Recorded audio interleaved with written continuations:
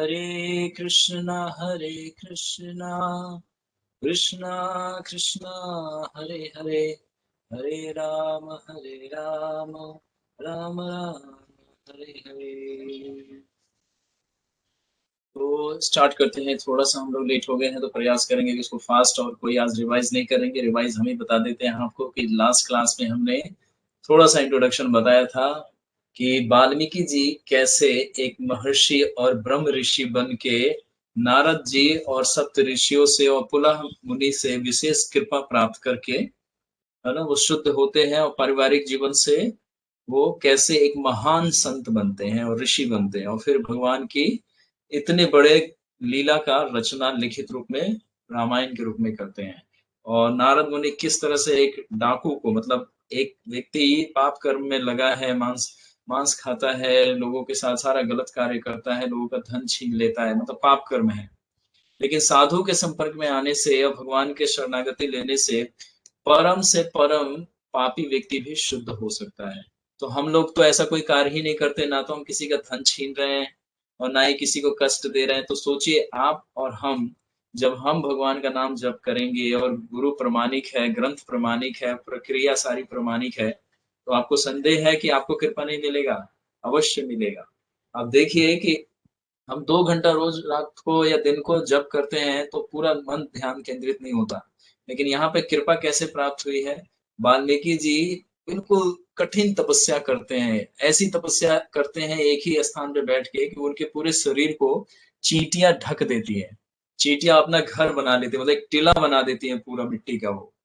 और तब जाके नारद मुनि वहां पे प्रकट होते हैं और समझते हैं कि ये वही रत्नाकर, यानी कि वही सुनील शर्मा है जो कि पूर्व जन्म में और इस भक्त बनने से पहले ये कौन था। तो वो प्रसन्न होके उन पे कृपा करते हैं और मन से उनको दीक्षा देते हैं और उनको अपने शिष्य के रूप में स्वीकार करते हैं।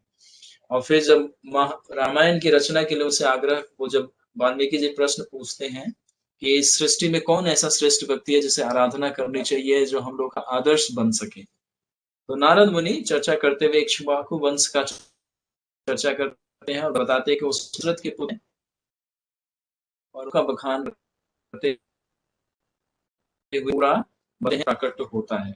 तो इस तरह से एक कथा चलती है और नारद मुनि पूरा बैकग्राउंड में वो रामायण को कह रहे हैं। तो हमने कुछ श्लोक लिए थे और इस तरह से वो अंत तक पूरा रामायण कह देते हैं। अब मैंने कहा था कल की रामायण खत्म हो गया तो अब बचा क्या आप श्रवण करने के लिए?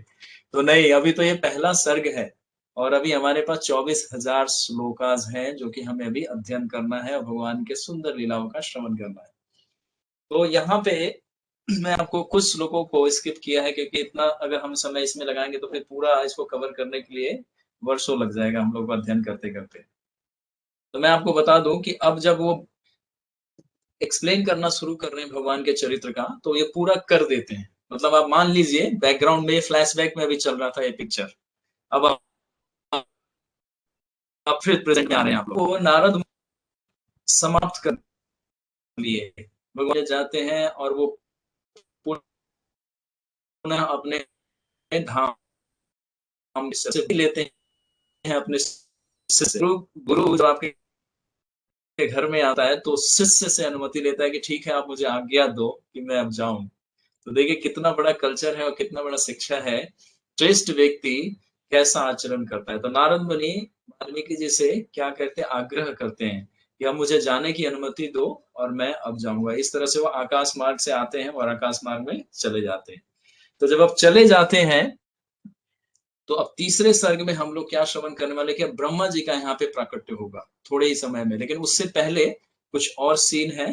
तो आज हम वो चर्चा प्रारंभ करते हैं यहाँ से। ठीक, तो यहाँ पे बताया गया द्वितीय सर्ग में हम लोग प्रवेश कर रहे हैं। ठीक, नारदस्य तु तदत्वाक्यं श्रुत्वा वाक्य विशारदः पूजयमासं धर्मात्मा सह शिष्यो महामुनि।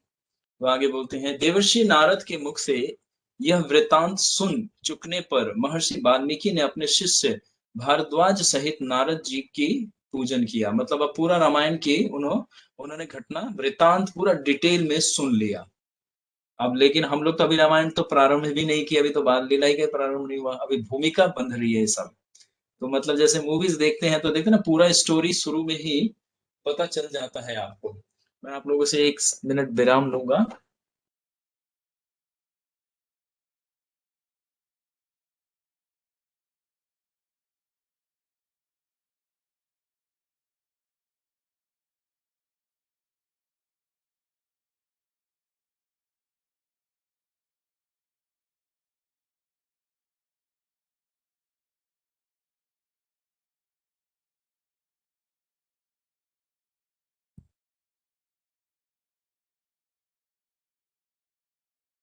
ओके, सिस्टम थोड़ा मेरा स्लो हो जा रहा है इसलिए।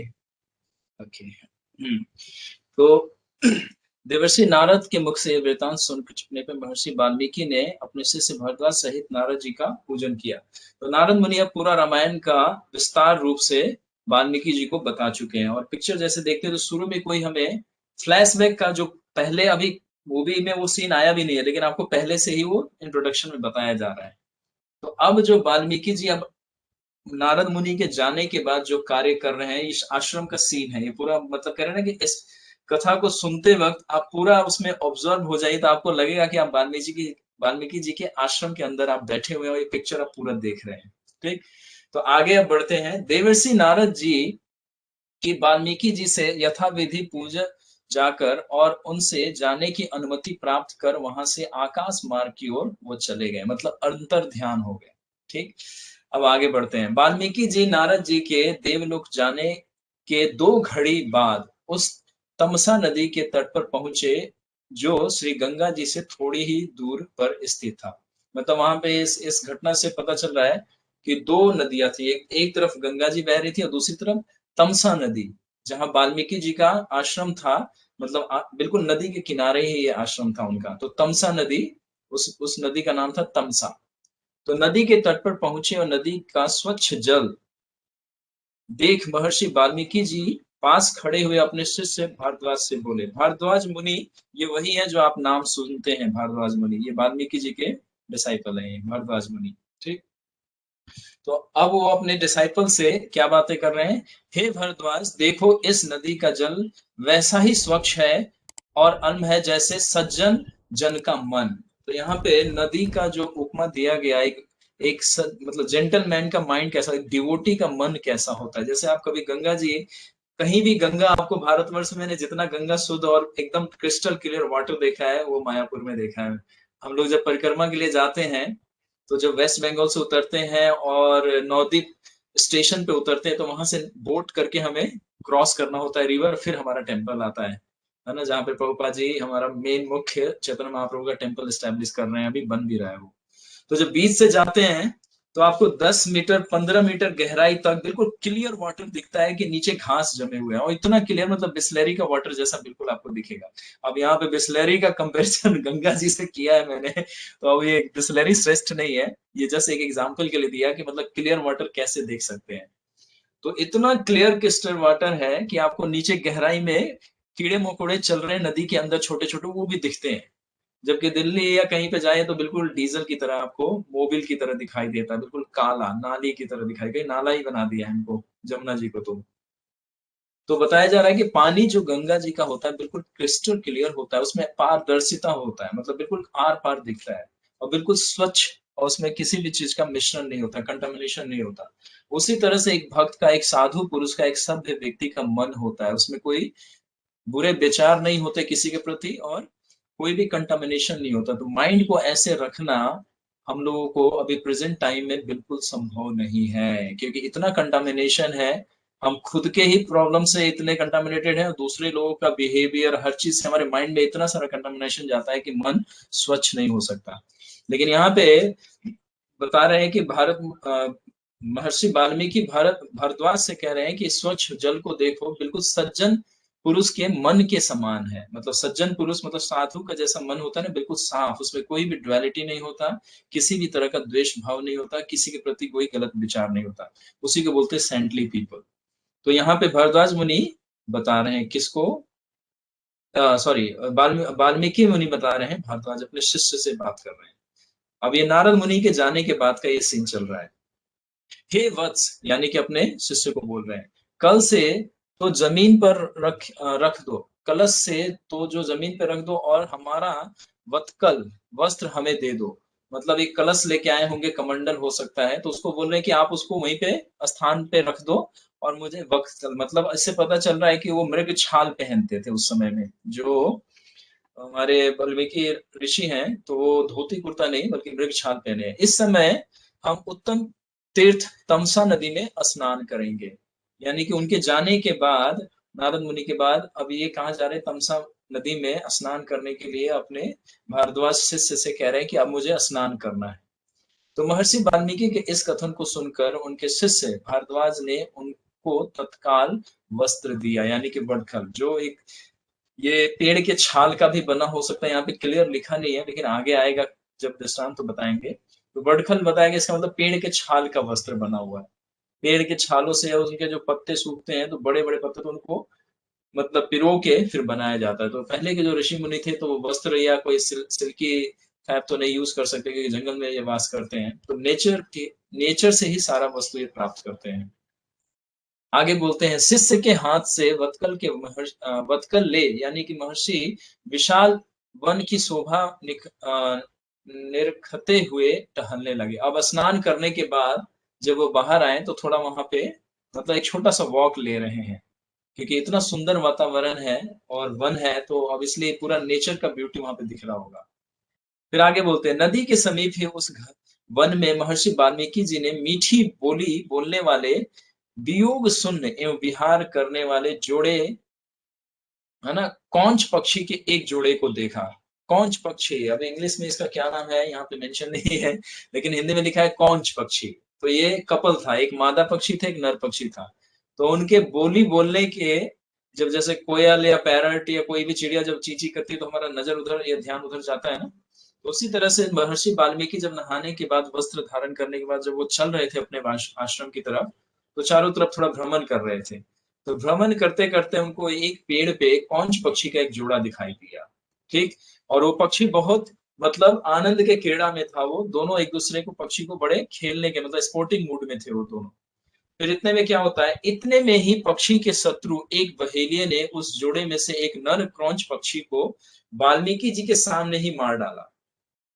मतलब अब थोड़ी ही देर में जो अभी पक्षी खेलते हुए दिख रहे थे, अचानक से एक तीर आता है, और जो नर पक्षी है उसको लगता है वो तीर भेदता है, वो गिर जाता है।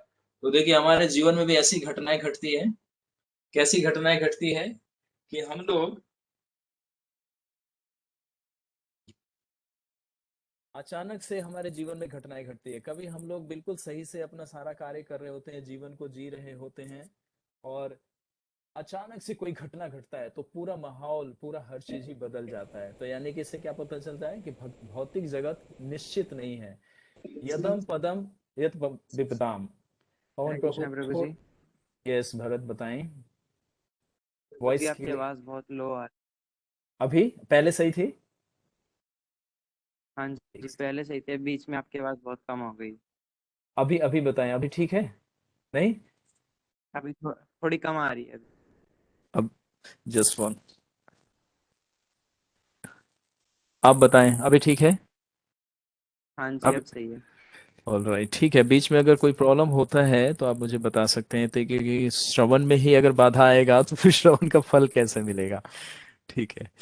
तो जैसे मैं बता रहा था कि जीवन हमारा बिल्कुल सही रूप से चल रहा होता है, लेकिन एक घटना ऐसी घटती है कि जीवन में बिल्कुल बदलाव आ जाता है।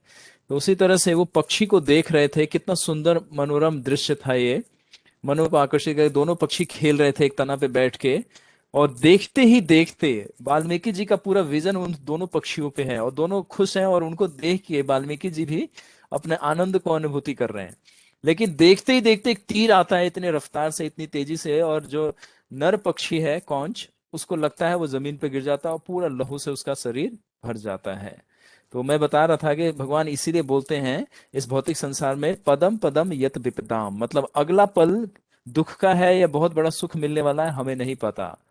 तो इसीलिए इस भौतिक संसार में हर कदम पे कितनी समस्याएं आती हैं, तो हमें किस तरह से दृढ़, इसीलिए बताएं भगवान कैसे हैं, हिमालय के समान दृढ़वता है। तो इसीलिए हमें इस यहाँ पे देखना है कि कैसे कैसे जीवन में परिवर्तन आता है और कितनी बड़ी बड़ी समस्याएं आती हैं किसी के भी जीवन में। तो देखिए पक्षी कितना खेल रहा था, उसको पता नहीं था कि अगला पल काल का एक तीर उसके समय के रूप में आएगा, उसको मृत्यु कर देगा। तो जो वाल्मीकि मुनि है ये देख रहे थे, और देखते देखते उनको बड़ा सा अचंभा हुआ कि अचानक से क्या हो गया। पक्षी अभी खेल रहा था और एकदम से जमीन पे गिरा, उसको तीर लगा हुआ है। फिर वो बोलते हैं, वह कौंच अब उस लाल चोटी वाले काम सत और संभोग करने के लिए पर फल फैलाए हुए नर से रहित हो गई, अथवा उनसे उसका वियोग हो गया। जो पक्षी अभी स्पोर्टिंग मूड में था, है ना, दोनों पक्षी जो जोड़े थे खेल रहे थे, अब मादा पक्षी है वो देख के बहुत चीख चीख के, मतलब वो क्रंदन करने लगे। जैसे कोई व्यक्ति, अगर मान लीजिए हम दो व्यक्ति हैं, एक व्यक्ति को अचानक से कुछ हो जाए तो दूसरा व्यक्ति घबरा जाता है। मनुष्य में भी ये है, जानवरों में भी है, और पक्षियों में भी देखा जाता है। अगर जानवर में भी, अगर एक दो जानवर एक साथ है, एक जानवर को कस देंगे तो दूसरा जानवर थोड़ा सहम जाता है, वो या तो भाग जाएगा, या फिर अगर उससे ज्यादा अटैच होगा तो उसके मतलब उसको सहलाने का प्रयास करता है। तो उसी तरह पक्षी ने देखा कि मेरा मादा जो नर पक्षी है, वो उसको किसी ने तीर मारा, वो गिर गया। तो दूसरी जो मादा पक्षी थी क्रॉन्च, वो बहुत तेज तेज से चीखने और चिल्लाने लगी। बहेलिये के द्वारा पक्षी को गिरा हुआ देख धर्मात्मा ऋषि के मन में बड़ी दया आई। अब ऑब्वियसली किसी को दूसरे को कष्ट में देखेंगे तो ये डिवोटी का नेचर होता है कि दूसरे को पेन को वो अपना पेन समझते हैं। ऐसा नहीं कि दूसरा दुखी है तो हम खुशी होना चाहिए। भगवान भी कहते हैं कि पर पर दुखा दुखी, मतलब जो दूसरों को दुख को अपना दुख समझता हो वही मेरा भक्त है, और ये भक्त का एक गुण होता है। तो महर्षि, जो यहाँ पे महर्षि वाल्मीकि हैं, वो पक्षी को मरा हुआ देख कर और तड़पता हुआ देखकर उनको मन में बड़ा वेग आया, बहुत दुख हुआ, ग्लानि हुआ कि ये क्या हो गया अचानक से। वो कुछ समझ नहीं पाए। फिर उसके बाद आता है, इस पाप पूरित हिंसा कर्म और विलाप करती हुई क्रौंच की दशा को देखकर महात्मा वाल्मीकि ने यह कहा। अब वो देखकर, है ना, क्रोध, अब उनको धीरे धीरे क्रोध आ रहा है। ठीक है, अब खुद देखिए साधु को क्रोध नहीं आता, लेकिन यहाँ पे इनको क्रोध आ रहा है। लोग कहते हैं कि साधु को, भक्त को क्रोध नहीं आना चाहिए, उसको शांत बैठना चाहिए। तो आपको पता होना चाहिए कि साधु को क्रोध आ सकता है, और बहुत मतलब भयावह होता है, बहुत खतरनाक होता है एक तरह से आपको बताए तो। ठीक, तो आगे बोलते हैं, यह कह चुकने पर और मन में इसका अर्थ विचारने पर वाल्मीकि जी को बड़ी चिंता हुई कि इस पक्षी के कष्ट से कष्टित हो मैंने यह क्या कह डाला। अब देखिए उन्होंने अभी कुछ ऐसा बोला नहीं, लेकिन क्या हुआ कि इस बीच में उन्होंने, कि इस पक्षी को जिसने भी तीर कमान से मारा है उसको उन्होंने श्राप दे दिया तुरंत। मतलब देखने के बाद से, मतलब उन्होंने विचार भी नहीं किया कि कहां से आया कैसे हुआ, लेकिन उन्होंने देखा कि इस पक्षी को पीड़ा हो रहा है, क्रौंच पक्षी को, तो उन्होंने श्राप दे दिया बिना विचार किए हुए। तो बड़े बुद्धिमान और शास्त्रज्ञ वाल्मीकि जी को सोचने लगे कि तदंतर मुनि श्रेष्ठ ने निज शिष्य भरद्वाज से ये कहा। अब ये श्राप देने के बाद क्या कह रहे हैं कि देखो यह श्लोक हमने मुख से शोकार्थ हो निकला है, मतलब दुख की वजह से। मतलब पहले वो हिंदी में नहीं बोलते थे, हम लोग जैसे हिंदी इंग्लिश में बात कर रहे हैं, वो श्लोक बोले थे क्योंकि संस्कृत लैंग्वेज था। पहले का जो हमारा देव भाषा है, जो हमारी भारत भूमि की जो भाषा है, संस्कृत लैंग्वेज है। हमारा सनातन जो भाषा है वो संस्कृत है। तो उन्होंने बोला कि ये मेरे मुख से शोकांत, मतलब दुख भरा ये श्लोक निकल गया, तो इसका क्या अर्थ है। और मैं नहीं चाहता था कि उस बहेलिए को मैं कोई श्राप दूं, लेकिन इनके मुख से श्राप के रूप में एक श्लोक निकला। वो श्लोक क्या था, तो ये बता रहे हैं, देखो यह श्लोक हमने मुख से शोकार्थ यानी कि दुख की अवस्था में जाके हमने बोला। जैसे हमें कभी कोई कोई चोट पहुंचा देता अपना ही व्यक्ति, तो हम लोग कभी दुखी मन से उसको कुछ बोल देते हैं ना, और फिर जैसे थोड़ा मन शांत होता है तो हम उस पर ग्लानि करते हैं, क्या कहते हैं कि मैंने क्यों बोला, मतलब मुझे नहीं बोलना चाहिए था, भले माना उसने गलती किया कुछ भी किया, तो हमें क्या थोड़ा सा ग्लानि पश्चाताप होता है।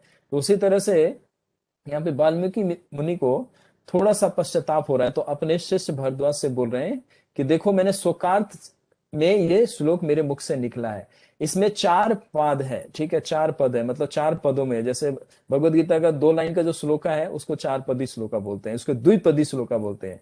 और जैसे 2.7 का जो श्लोका है वो चार पदी, मतलब 4 लाइनों में है। तो द्विपदी यानी कि यहाँ पे बता रहे चार पदी, यानी कि 4 पंक्तियों का एक श्लोक निकला। और वो श्लोक क्या था उसमें, मतलब उसके प्रति क्रोध और शाप का भाव था। तो प्रत्येक पाद में समान समान अंतर है, और दोनों पर भी यह गाया जा सकता है। दोनों मतलब इसको जो पद है इसको गाया भी जा सकता है। ये अब ये बात मतलब अपने उससे बता रहे हैं, मतलब अपने मन के भाव किसको बता रहे हैं? वाल्मीकि मुनि अपने भारद्वाज शिष्य को बता रहे हैं। जब ये सारा घटना हुआ, जब उन्होंने श्राप दिया, तब ये बात अब भारद्वाज मुनि को ये बात बता रहे हैं। अतः यह यशो शस्त्र हो, अर्थात यह प्रसिद्ध हो का मेरा यह यश बढ़ाने वाला अपयश नहीं है। ठीक है, तो कह रहे हैं कि ये जो श्लोक मेरे मुख से निकल गया है, तो जरूर कोई काल का, परिस्थिति का कोई ये प्रयोजन है कि मेरे मुख से ये निकला है। तो अब मुझे यह विश्वास हो रहा है कि इससे जो है अब आगे कोई यश फैलेगा, इससे अपयश नहीं होगा किसी का। अब देखिए, श्राप दिए तो श्राप से किसी का बुराई होगा ना। जैसे नारद मुनि को श्राप दिया दक्ष ने, और नारद मुनि ने भी श्राप दिया किसको? नर कुंवर को। एक साधु पुरुष ने श्राप दिया। अब श्राप से तो बुरा हो जाता है, मतलब उसका व्यक्ति का जीवन नष्ट हो जाएगा, गर्त में चला जाएगा, नरक में चला जाएगा। लेकिन जब साधु मुनि या भक्त या कोई महर्षि कभी किसी को श्राप देता है, तो वो श्राप वरदान के रूप में होता है। आपको पता है उस श्राप में ऐसा निहित भाव छुपा रहता है कि जिसको उसका उद्धार करता है। तो इसका उदाहरण आपको देते हैं हम कृष्ण लीला से। जब नर कुंवर, कुबेर के पुत्र हैं, नर कुंवर जब एक बार स्नान कर रहे थे, तो वो नग्न अवस्था में थे और स्त्रियां भी उनके साथ थी, और नारद मुनि उसी स्थान से जा रहे थे। तो वो ये सारी घटना में जब उनको क्रोध आया, तो उन्होंने श्राप दे दिया कि जाओ, तुम्हें धन का बहुत अभिमान है और तुम अपने पिता के नाम का मतलब गलत प्रयोग कर रहे हो, तो इसीलिए तुम्हें पेड़ की अवस्था प्राप्त हो जाए, पेड़ की योनि प्राप्त हो जाए, है ना, वृक्ष बन जाओ। और वृक्ष भी बनो तो कहाँ बनो? भगवान श्री कृष्ण के आंगन में, यानी कि जहां नंद बाबा यशोदा मैया होंगे, उनके महल के आंगन में बन जाओ, ताकि भगवान का तुम्हें नित्य दर्शन हो और भगवान तुम्हें उद्धार कर दे। तो देखिए, एक तरफ से तो श्राप दिया कि उनका जो देव पुरुष था, क्योंकि नल कुंवर और मणिग्रीव देव पुरुष थे, ये स्वर्ग लोक के वासी है, पृथ्वी के वासी नहीं है। लेकिन नारद मुनि ने श्राप दिया कि तुम वृक्ष बन जाओ। लेकिन वृक्ष बनो कहाँ? भगवान के घर के अंदर, भगवान के आंगन के अंदर, ताकि भगवान का हर पल तुम्हें दर्शन हो। इसीलिए बताया जाता है कि हमें धाम में अगर एक कीड़ा भी बनने का अवसर मिल जाए, तो हमें लाखों लाखों मतलब इंद्र के पोस्ट को, इंद्र के भोग के ऐश्वर्य को त्याग देना चाहिए और एक कीड़ा बन के भगवान के सामने रहना चाहिए। क्योंकि भगवान जब आनंद देंगे और भगवान जब कृपा करेंगे, तो हमारा सबसे श्रेष्ठ जीवन का वो पल होगा। तो उसी तरह से यहाँ पे महर्षि वाल्मीकि ने उस बहेलिये को श्राप दिया, तो वो कह रहे हैं कि ये मैंने अपने जीवा से नहीं दिया, ये काल का, ये समय का प्रयोजन था कि जब मेरे मुख से ये 4 पदी श्लोक निकला। और मुझे पूरा विश्वास है कि ये जो श्लोक निकला है, ये किसी किसी तत्व के यश को बढ़ाएगा और अपयश नहीं होने देगा। तो मतलब कह रहे हैं कि इससे किसी का हित होगा, जग का हित होगा, इससे किसी का अहित नहीं होगा। तो अब ये कैसा है, तो आगे इसको श्रवण करते हैं। वाल्मीकि जी के इस वचन को सुन उनके शिष्य भारद्वाज ने अति प्रसन्न हो यह श्लोक कंठाग्रह कर लिया। मतलब कंठाग्रह का मतलब क्या है? कि मतलब उसको मेमोराइज कर लिया। कंठाग्रह मतलब कंठ में धारण कर लिया, मतलब जब चाहे वो बाहर निकाल सकते हैं। जैसे हम लोगों को श्लोका, भगवत गीता का श्लोका याद हो जाता है, धर्म क्षेत्रे कुरुक्षेत्रे संवेता योत्सवा। मतलब क्या है कि हम जब चाहेंगे इसका प्रयोग कर सकते हैं, उच्चारण कर सकते हैं। तो कंठाग्रह करना। तो भारद्वाज मुनि को जब वाल्मीकि जी ने सुनाया था, तो उनके शिष्य थे और बड़े समर्पित शिष्य थे और बड़े शार्प माइंड के थे, तो उन्होंने एकदम याद कर लिया उस श्लोक को। तो उन्होंने क्या बोला कि शिष्य भारद्वाज ने अति प्रसन्न हो ये श्लोक को कंठाग्रह कर लिया। इस पर गुरु जी शिष्य पर बहुत प्रसन्न हुए कि बोले कि चलो, मैं हो सकता है कि बहुत सारी चीजें रचना करूंगा तो इसको अनदेखा कर सकता हूं, लेकिन तुमने एक विशेष परिस्थिति में मेरे मुख से निकला है और तुमने इसको कंठाग्रह कर लिया है, तो मैं बहुत प्रसन्न हूं। तो यानी शिष्य जब गुरु के आदेश का पालन करता है या गुरु के कार्य के लिए कोई भी कार्य करता है या उनको उनको सेवा देने के लिए कोई, तो शिष्य गुरु कैसे प्रसन्न होते हैं? तो यहाँ पे भरद्वाज मुनि से महर्षि वाल्मीकि जो श्राप के रूप में एक श्लोक निकला था इनके मुख से, उसको कंठाग्रह कर लिया। तो हम आगे बताते हैं। यथा विधि उस तीर्थ में स्नान कर और उसी बात को मन ही मन सोचते विचारते ऋषिवर वाल्मीकि अपने आश्रम में लौट आए। और ये सारी घटना वो समझ नहीं पा रहे थे कि क्या था। मैं स्नान करने गया था, वहां 2 कौंच पक्षी आए, दोनों जोड़े थे, वो पेड़ के तना पे बहुत खेल रहे थे, अचानक से एक तीर आया और उसका एक मृत्यु हो गया और मेरे को क्रोध आया और मैं क्रोध में एक श्लोक बोला जो कि श्राप था उस बहेलिये के लिए। और फिर मैं कुछ समझ नहीं पाया कि ये कैसे। तो ये विचार कर रहे हैं, मतलब कंटेम्पलेट कर रहे हैं। जैसे महाभारत में आप देखेंगे परीक्षित महाराज को श्रृंगी मुनि ने श्राप दिया, तो श्राप देने के बाद उन्होंने श्राप स्वीकार कर लिया, लेकिन रिटर्निंग जब आ रहे थे तो अपने वो आचरण पे क्या कर रहे थे, पश्चाताप कर रहे थे कि मैं राजा होके ऐसा कैसे किया, है ना, वो श्रमिक ऋषि के गले में मैंने सांप क्यों डाला। तो विचार करते हुए वापस लौट रहे थे कि मेरे से गलती हो गया क्या, ये क्या किया मैंने, क्या अपराध किया ब्राह्मण के प्रति। उसी तरह से वाल्मीकि जी यहाँ पे जब लौट रहे हैं स्नान करने के बाद अपने आश्रम की तरफ, तो वो विचार कर रहे हैं कि इस श्लोक का क्या अर्थ है, ऐसा मेरे मन में क्यों आया, क्रोध क्यों आया। तो ये विचार करते हुए वो आगे की तरफ अपने आश्रम में लौट रहे हैं। उनके पीछे पीछे अति नम्न और शास्त्रज्ञ भारद्वाज भी जल का भरा कलश लिए हुए चले आए। मतलब जो कमंडल लेके गए थे भारद्वाज मुनि, उसमें पीने के लिए और आश्रम के लिए जल लेके आए, और वो अपने गुरु के पीछे पीछे चल रहे थे। आश्रम में पहुंचे और देव पूजा आदि धर्म क्रियाएं कर तथा शिष्य के संदिग्ध बैठ ऋषिवर विविध पौराणिक कथाएं मनोयोग से पूर्वक करने लगे। और उसी तरह से जो डेली शेड्यूल था उनका, है ना, संध्या का समय अब हो गया है ये, तो अब वो शाम के समय में फिर जैसे अध्ययन करते हैं, है ना, जो ब्राह्मण लोग होते हैं, ऋषि लोग होते हैं, इसीलिए हमें या तो प्रातः काल या संध्या वेली में, ये दो समय में साधना बड़ा पावरफुल होता है। जैसे तीनों समय पावरफुल होता है, दोपहर में भी करना चाहिए, लेकिन ब्राह्मणों के लिए तीनों है। एक सामान्य व्यक्ति तो फिर अपना भौतिक रिस्पॉन्सिबिलिटी भी करता है, वो ऑफिस जाता है, जो माताएं हैं वो घर के कार्य करती हैं, तो दोपहर का समय उनके लिए संभव नहीं है। तो या तो अर्ली मॉर्निंग ब्रह्म मुहूर्त में, या फिर इवनिंग जो मतलब शाम का जो समय होता है उसमें भी साधना किया जाता है। तो यहाँ पे शाम का समय का वर्णन है। तो आश्रम में पहुंचे और अपने शिष्य भरद्वाज मुनि के साथ बैठ के वो फिर वेद अध्ययन में लग गए। इसी बीच में महातेजस्वी चार मुखों वाले लोककर्ता ब्रह्मा जी वाल्मीकि जी से भेंट करने को उनके आश्रम में स्वयं पहुंचे। तो हम इसी घटना की आपसे बार बार चर्चा करना चाह रहे थे कि नारद मुनि आए चले गए, अब ब्रह्मा जी का क्या रोल था यहाँ पे आने का। तो ब्रह्मा जी अब उनसे रहा नहीं जा रहा, वो चाह रहे हैं कि भगवान की लीला को जल्दी से प्रकट करो। अब आपने मेरे पुत्र से, नारद मानस पुत्र से आपने वो श्रवण किया है पूरा रामायण, तो उसको अपने पास मत रखो। इसीलिए कहते हैं ना कि भगवान की लीला जब आप सुनते हो तो दूसरों को बताओ, जो भक्त है उसको उसको बताओ, आपको आनंद बढ़ेगा। आपने जितना श्रवण में, जितना लीला में श्रवण करने से जो आनंद मिला है, और वही लीला जब किसी और को सुनाएंगे तो आपको 10 गुना ज्यादा आनंद प्राप्त करेगा। तो इसीलिए अब यहाँ पे एंट्री किसका हो रहा है, ब्रह्मा जी का एंट्री हुआ। चार मुख वाले ब्रह्मा जी लोककर्ता यानी कि लोकपाल, पूरे जगत को पालते हैं, तो इसीलिए उनका नाम लोककर्ता और लोकपाल भी है। तो चार मुख वाले उनके आश्रम में उसी समय में प्रकट हुए आकाश मार्ग से। ठीक, ब्रह्मा जी की आते देख वाल्मीकि जी झट उठ खड़े हुए और नम्र हो उनको दंडवत प्रणाम किया, और अत्यंत आदर पूर्वक आगमन और आचमन अर्घ्य और पदादि से उनकी यथाविधि पूजा कर कुशल पूछा। मतलब देखिए यहाँ पे एटिकेट है कि जब कोई सीनियर आया तो उसको कैसे हमें रिसेप्शन देना चाहिए, कैसे रिसीव करना चाहिए। तो सबसे पहले उनको स्वीट वर्ड बोल के ऑबिसेस पे किया, दंडवत प्रणाम किया, उनको आसन दिया, उनका पाद प्रक्षालन किया। जैसे सन्यासी या गुरु या स्पिरिचुअल मास्टर जब हमारे घर आते हैं तो उनके चरण अभिषेक करने चाहिए, उनको बैठने के लिए मुलायम गद्देदार ऊंचा आसन देना चाहिए। ये सब अभी आएगा जब अभी जब दशरथ जी के राज्य का जब वर्णन आएगा, और उसमें जब महर्षि लोग, ऋषि लोग आते हैं मिलने, तो दशरथ महाराज राजा होते हुए कैसे अपने पर्सनल सर्विस उनको ऑफर करते हैं।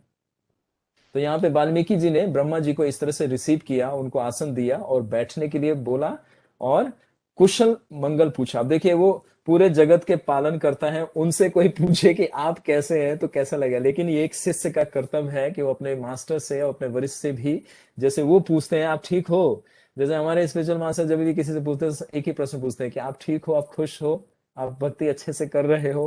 महाराज ये कॉमन क्वेश्चन होता है उनके उनके मुख पे, ये 3-4 क्वेश्चन नॉर्मली पूछते हैं सभी से। आप सभी लोगों का अगर कभी मिले होंगे जोलीनस गोपाल कृष्ण गोस्वामी महाराज से, तो आपको ये अनुभव होगा। तो उसी तरह से नारद मुनि वाल्मीकि जी ब्रह्मा जी से पूछ रहे हैं कि आप मतलब मंगलमय है, सब कुछ ठीक है आने का मतलब, जबकि उनको पता है कि ब्रह्मा जी है, इनसे कौन पूछ सकता है, ये तो पूरे जगत का मंगल करते हैं। लेकिन यहाँ पे एटिकेट है कि हमें मधुर वचन से उनको ये सम्मान देना चाहिए। फिर उसके बाद पूजा ग्रहण कर, यानी कि उनको रिसेप्शन देने के बाद, आसन देने के बाद ब्रह्मा जी आसन पर विराजे और वाल्मीकि जी से भी बैठने को कहा।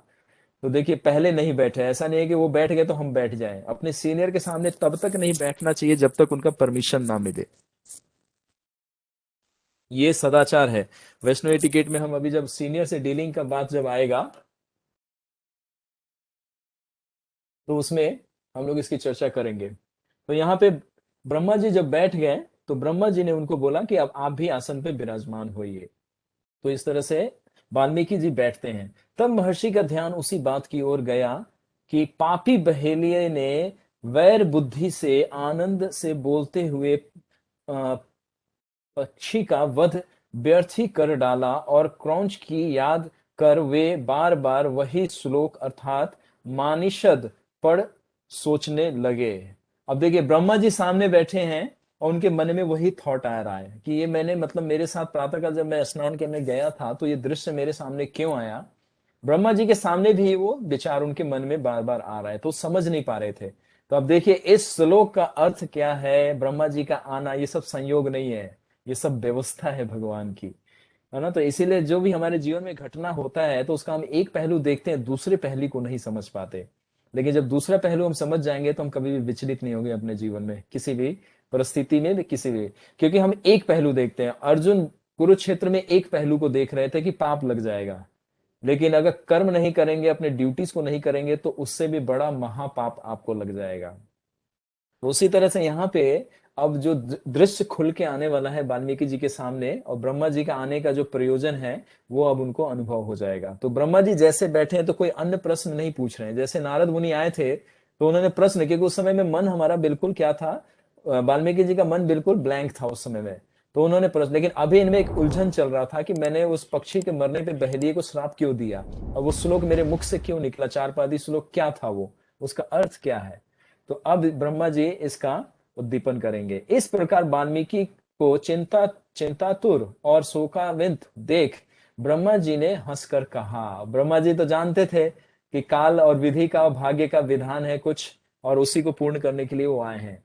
तो आगे ब्रह्मा जी क्या बोलते हैं, श्लोक त्वयावध्यो नामा कार्य विचारणा मच्छाएदनादेशम ते ब्रह्माय विरताय सरस्वती। हे ऋषि श्रेष्ठ, यानी ऋषियों में श्रेष्ठ ब्रह्मा जी अब बोल रहे हैं, किसको, वाल्मीकि जी को बोल रहे हैं। यह तो तुमने श्लोक ही बना डाला है, इस पर कुछ विचार न कीजिए। मेरी ही प्रेरणा से, यह इच्छा से यह श्लोक तुम्हारे मुख से निकला है। लोकों में धर्मात्मा, गुणवान और बुद्धिमान श्री रामचंद्र जी के छुपे हुए अथवा प्रकट संपूर्ण चरित्र का वर्णन तुम वैसे ही करो जैसे कि तुम नारद जी के मुख से सुन चुके हो। तो अब वो श्लोक बता रहे हैं, वो श्लोक का क्या अर्थ है, मतलब वो समझ नहीं पा रहे कि ये देखिए घटना और ये सब चीजें जुड़ते हुए आपको अभी नहीं दिख रही ना, लेकिन आगे जब श्रवण करेंगे तो आपको समझ में आएगा। ब्रह्मा जी मन के पढ़ने वाले, माइंड रीडर है, वो पढ़ सकते हैं, वो समझ सकते हैं कि किसके मन में क्या चल रहा है ना। क्योंकि ब्रह्मा जी हम लोगों की तरह सामान्य जीव नहीं है, वो भगवान के स्थिति में रहते हैं, भगवान के पदवी पे रहते हैं, इसलिए उनको ब्रह्मा कभी कभी भगवान के नाम से भी जाना जाता है ना। कहते हैं ना लॉर्ड ब्रह्मा, लॉर्ड शिवा। तो भगवान की तरह, जैसे भगवान किसी के भी हृदय या मन को पढ़ सकते हैं, एक सामान्य व्यक्ति नहीं पढ़ सकता, लेकिन भगवान किसी के भी हृदय को जान सकते हैं। तो ब्रह्मा जी मुस्कुरा रहे थे किसको, वाल्मीकि जी को देख के कि इसके मन में अभी वही उलझन चल रहा है। तो उन्होंने बोला कि इस श्लोक का बहुत गूढ़ रहस्य है, तुम विचार मत करो, तुम इस श्लोक पे मेडिटेट मत करो, जो नारद से जो तुमने श्रवण किया है उस पे विचार करो, इस पे मत करो। अब देखिए इसका क्या अर्थ है ये श्लोक का, और नारद मुनि जो सुने थे तो ये कैसे, जैसे हम जपा करते हैं तो जपा करते करते मन में कुछ और विचार आ जाता है माइंड डिविएट करता है मेन गोल से। हमारा जो हमारा गोल होता है जपा करते वक्त कि नाम का श्रवण करे, हरे कृष्ण महामंत्र का श्रवण करे, लेकिन थॉट प्रोसेस कुछ और चलाता है। उसी तरह वाल्मीकि जी के थॉट में सामने ब्रह्मा जी बैठे हैं, लेकिन थॉट क्या चल रहा है, हम विग्रह के सामने बैठे होते हैं लेकिन थॉट क्या चल रहा होता है, मटेरियल चल रहा होता है। तो हमें कैसे समझना है कि नेचर ऑफ माइंड, तो यहाँ पे समझिए। तो ब्रह्मा जी कह रहे हैं कि उस पे आप फोकस मत करो जो आपके मन में चल रहा है, तुम क्या फोकस करो कि तुम वैसे ही करो जैसे कि तुम नारद जी के मुख से सब कुछ भगवान श्री राम के चरित्र का जो तुमने वर्णन सुना है उनका वर्णन करो। ठीक, तो ये कौन बोल रहे हैं, ब्रह्मा जी बोल रहे हैं, किसको, वाल्मीकि जी को। श्री रामचंद्र, श्री लक्ष्मण और श्री जानकी जी के तथा राक्षसों के प्रकट अथवा गुप्त जो कुछ वृतांत है वह तुमको प्रत्यक्ष दिख पड़ेंगे, और इस काव्य में कहीं भी तुम्हारी कही हुई कोई बात मिथ्या ना होगी। अब ये ब्रह्मा जी बेनेडिक्शन दे रहे हैं कि नारद से जितना भी तुमने काव्य सुना है, श्लोक सुने हैं, उसको तुम बिल्कुल निसंकोच, और जो तुम लिख दोगे एक बार ग्रंथ में, वो घटना होके रहेगी। अब देखिए यहाँ पे अभी थोड़े देर बाद आगे चलेंगे हम चौथे उसमें सर्ग में, तो देखेंगे लौ कुश है इसी आश्रम में, सीता मैया भी है और रामायण की अब रचना होने जा रही है। तो कंफ्यूजन हो गया ना आप लोगों को कि रामायण पहले लिखा जा रहा है या रामायण पहले हो गया है, तो ये क्या है? तो ये एडवेंचर अब आ गया आप लोगों के रीडिंग में, अब श्रवण में आप लोगों का रोमांच आ गया, अब ट्विस्ट आ रहा है इसमें। अभी थोड़े देर बाद लौ कुश आ जाएंगे यहाँ पे ठीक है। तो अभी रामायण की अभी तो प्रारंभ भी नहीं हुआ, ब्रह्मा जी आ गए हैं, कह रहे हैं कि तुमने नारद से जो श्रवण किया है वो लौ कुश, उसको अभी रचना, लिपिबद्ध करो, यानी कि ग्रंथ के रूप में रचना करो, और तो जो हम लिख दोगे वो सारी घटनाएं सत्य होगी। मतलब जो तुम लिखोगे, तुम्हारा एक शब्द भी, एक श्लोक भी असत्य नहीं जाएगा। मतलब जो तुम्हारे मुख से निकलेगा, मन में विचार आएगा, और जो ग्रंथ के रूप में जो तुम रचना करोगे, वो सब सत्य हो जाएगा। तो अब ये कैसा है, तो सुनिए आगे, अब एडवेंचर आ गया। लेकिन अभी थोड़ी देर बाद लौ कुश आ जाएंगे इनके पास, थोड़ी देर सीता मैया अभी इन्हीं के आश्रम में रह रही है। तो ये सब क्या घटना है, समझ में नहीं आ रहा ना आप लोगों को? तो अब समझिए, इसको ध्यान से श्रवण कीजिए, सब समझ में आ जाएगा कि रामायण इटर्नल है। ऐसा नहीं अभी हो रहा है, इसी युग में हुआ है, वो निरंतर चलता रहता है, किसी न किसी युग में, किसी न किसी लोक में, किसी न किसी ब्रह्मांड में वो चलता ही रहता है।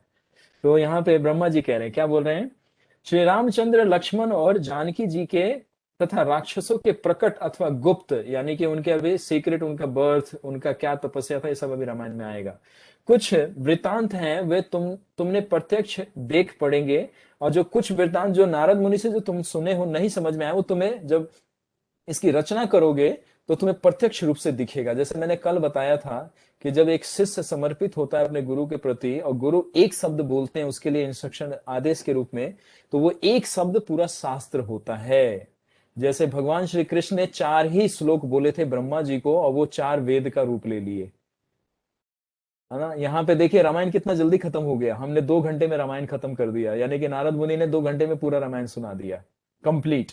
लेकिन अब उसका विस्तार रूप, उसको रूप देने जा रहे हैं कौन? वाल्मीकि जी। तो इसीलिए ब्रह्मा जी उनमें आत्मविश्वास का क्या करते हैं? जागृति कर रहे हैं कि आप संदेह मत करना, जो श्रवण किए हो उसकी रचना करो, और तुम्हें बता रहा हूं कि जो तुम लिख दोगे वो सत्य होगा, चाहे वो तुमने सुना भी नहीं है। लेकिन ऐसा कुछ भी नहीं है कि जो अलग लिखेंगे। बताया ना कि गुरु जब कृपा करता है अपने शिष्य पे, तो दिव्य ज्ञान हृदय प्रकाशिता, वो वेदों को अध्ययन नहीं करेगा, लेकिन वेद के सारे ज्ञान उसके हृदय में प्रकट हो जाएंगे। और ये विज्ञान है। जिस दिन आप लोग 4 नियम का पालन करेंगे, गुरु के आदेश का अच्छे से मतलब पालन करेंगे, गुरु के प्रति श्रद्धा रखेंगे, वेद अध्ययन करेंगे, और सारे रूल्स रेगुलेशन को फॉलो करेंगे, तो आपको ये सारा सार्थक होता हुआ दिखेगा। बिल्कुल प्रकट है कि मतलब वेद में जो आपने कभी अध्ययन नहीं किया है, उसका नॉलेज आपके हृदय में प्रकट हो जाएगा।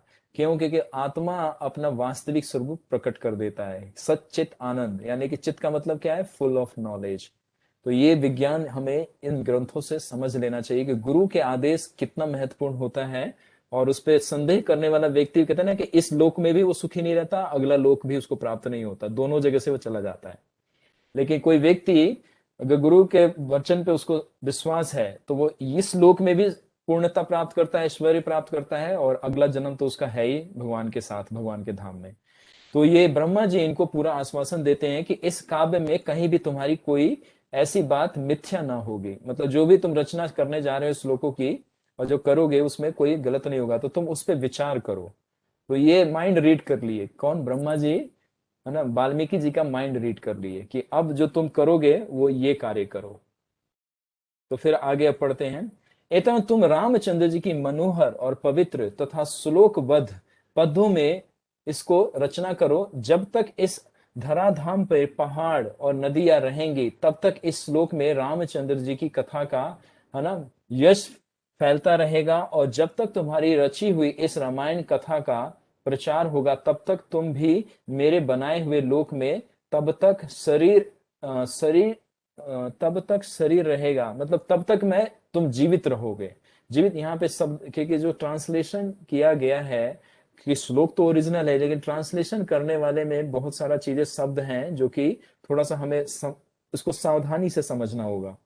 क्योंकि देखिए प्रभुपाद जी ने भी ट्रांसलेट किया, लेकिन प्रभुपाद जी ने अपने मुख से अपने वर्ड को चूज करके उसमें डाला है, तो उसमें हम लोग कोई भी एडिशन या ऐड नहीं कर सकते, क्योंकि वो डायरेक्ट आचार्य हैं और प्रत्यक्ष रूप से हम लोगों ने उनको अनुभव किया, देखा है। हमारे हमारे जो सीनियर लोगों ने प्रभुपाद जी को देखा है, तो प्रभुपाद जी के जितने ग्रंथ हैं उनके डायरेक्ट लिखे हुए हैं, सारा चीज डायरेक्ट किया हुआ है, तो उसमें कोई भी हम एडिशन नहीं कर सकते। लेकिन इसमें वाल्मीकि जी ने तो ओरिजिनल क्या लिखा, श्लोक लिखा। लेकिन जो अनुवाद किया गया, अब वो व्यक्ति उस स्तर पे तो नहीं हो सकता जो वाल्मीकि जी जिस स्तर पे होंगे। यहाँ तो प्रभुपाद जी जो पढ़ रहे हैं उसी स्तर पे हैं, आचार्यों के स्तर पे, तो जो वो अनुवाद करेंगे उसमें कोई रूटी नहीं हो सकता। इसीलिए प्रभुपाद जी का बुक जब हम पढ़ते हैं तो हृदय को बड़ा आकर्षण लगता है और एकदम से आकर्षित हो जाता है कृष्ण के प्रति। लेकिन यहाँ पे कुछ शब्दों का चयन नहीं होगा, तो आप शब्दों पे ध्यान नहीं दीजिएगा, आप उसके भाव को, उसके टीचिंग्स को, और उसमें क्या मर्म छुपा हुआ है उस पर ध्यान दीजिएगा। तो इसमें थोड़ा बहुत शब्द उलट फेर है ऐसा लग रहा है मुझे, तो शब्द भी, जो सेंटेंस भी है वो क्लियर नहीं हो रहा, क्योंकि जब अनुवाद करते हैं तो अब इसलिए कहते हैं ना कि भक्तों के माध्यम से करना चाहिए। अब ये कोई स्कॉलर किए होंगे जिन्होंने भी किया है, सेवा किया है, लेकिन फिर भी कुछ शब्दों का चयन जो होता है हिंदी में वो सटीक नहीं कहीं कहीं बैठ रहा, तो आप इस पे ध्यान नहीं दीजिएगा, रूटियों पे जो शिक्षा छुपा है और जो मर्म है, जो भाव है, उस पर ध्यान दीजिएगा। तो यहाँ पे बता रहे, जब तक इस धरातल पे पहाड़ नदियां रहेंगे तब तक इस लोक में रामचंद्र जी की कथा का प्रचार होगा, और तब तक तुम्हारी रची हुई इस रामायण कथा का प्रचार होगा, और तब तुम भी मेरे बनाए हुए लोक में जब तक शरीर रहेगा तब तक पृथ्वी पर और तदंतर ऊपर के लोकों में स्थिर रहोगे। यानी कि वाल्मीकि जी उच्च लोकों को प्राप्त हैं, इस शरीर में रहोगे, मतलब इसी शरीर में उनकी मृत्यु नहीं हुई है, जैसे वेद व्यास जी की मृत्यु नहीं हुई है। ये जो वेद व्यास जी हमारे जितने पुराण लिखे, ये कोई सामान्य व्यक्ति नहीं है ना। उसी तरह से वाल्मीकि जी को ब्रह्मा जी कह रहे हैं कि तुम जब रामायण की रचना करोगे तो जब तक, मतलब जब तक ये सृष्टि रहेगा, ये यूनिवर्स रहेगा, तब तक राम का नाम का यश फैलता रहेगा और हर तीनों लोकों में इनका गुणगान चलेगा। जैसे भगवान श्री कृष्ण तीनों लोकों में ऑलमोस्ट फेमस है ना, उसी तरह भगवान के भी 6 ऐश्वर्य हैं, राम जी के भी, और भगवान कृष्ण के भी 6 ऐश्वर्य हैं। तो उसी तरह से कह रहे हैं कि जब ये तुम रामायण की रचना करोगे तो भगवान का यश होगा, उनका हर जगह गुणगान होगा, उनकी लीलाओं का प्रचार होगा। उसी तरह से तुम भी उच्च लोकों में निवास करोगे, यानी कि हो सकता है कि ब्रह्मा जी के लोक में रहते हो, क्योंकि वहीं पे तपस्वी लोग, सारे ऋषि लोग वहीं पे रहते हैं, तपु लोग है ना वो, तो इसी में वो सत्यलोक के भी नाम से जाना जाता है। तो ये कह रहे हैं कि तुम रचना करने के बाद तुम उच्च लोकों को प्राप्त हो जाओगे, यानी कि जब वो त्रेता युग समाप्त हुआ होगा तो वाल्मीकि जी इसी शरीर में, जैसे नारद मुनि आकाश मार्ग से गए, उसी तरह से वाल्मीकि जी भी शरीर नहीं त्यागे लेकिन उच्च लोकों में चले गए। तो यहाँ पे ब्रह्मा जी अभी इनको ये इंस्ट्रक्शन दे रहे हैं। यह देख महर्षि को तथा उनके शिष्यों को बड़ा आश्चर्य हुआ, और महर्षि के शिष्य प्रसन्न हो बार बार वह श्लोक पढ़ने लगे जो वो अपने गुरु के मुख से सुने थे, जो कुंज पक्षी के मारने पे जो उनके मुख से निकला था, उसी श्लोक को बार बार पढ़ रहे थे, क्योंकि वो बहुत सुंदर था, उसमें कुछ मर्म और कुछ सीक्रेट छुपा हुआ है जो अभी सामने नहीं आया। वे प्रसन्न हो और बड़े विस्मित हो आपस में कहने लगे कि महर्षि ने समान अक्षरों और 4 पद वाले जिस श्लोक में महाशोक प्रकट किया है, उसको बार बार पढ़ने से वह तो श्लोक ही बन गया है। मतलब कहते हैं ना, दुख की अवस्था में वो श्लोक इनके मुख से निकला था, लेकिन वो सुनने में इतना सुंदर लग रहा था कि उसके अर्थ को अभी समझ नहीं पा रहे थे कि इसका अर्थ क्या है। और वो सुनने में इतना सुंदर लग रहा था कि उस श्लोक को कंठस्थ कर लिया था किसने, भारद्वाज मुनि ने, और अपने गुरु के सामने वो बार बार उसको गा के सुनाते थे। और ये वाल्मीकि जी हैं, वो समझ नहीं पा रहे थे कि श्लोक मेरे मुख से निकला है तो इसकी प्रयोजन क्या है। और ब्रह्मा जी भी आए तो उस पर कोई चर्चा नहीं किए। ब्रह्मा जी बोले कि नहीं, जो तुम नारद से जो सुने हो उस पर विचार करो। तो ये अभी कुछ क्लियर नहीं हो रहा, तो अब आगे बढ़ते हैं हम लोग। फिर बता, तदंतर अपने मन में परमात्मा यानी कि परम भगवान का चिंतन करते हुए वाल्मीकि जी को समझ में यह बात आई कि इसी ढंग से श्लोक में मैं सारा रामायण काव्य बनाऊंगा। यानी कि वो ट्रेलर था, वो जो गद आया था कि 4 पादों में ये रामायण की रचना करनी है, चतुर्पादी में, तो उनके मन में अब ये, मतलब कहते हैं ना कि आत्मा जो है वो परमात्मा से अब इंस्ट्रक्शंस ले रहा है, यानी कि चैत्य गुरु के रूप में अब वाल्मीकि जी को अब वो संदेश मिल रहा है कि जो ये अभी जो श्लोक रचना किए हो, इसी के तर्ज पे, जैसे कोई धुन होता है ना, जैसे हम लोग हरे कृष्णा धुन गाते हैं, बहाना भक्त लोग गाते हैं, तो उनको कहीं से कोई रिदम पकड़ में आता है, अच्छा ये टोन में बड़ा अच्छा लगेगा।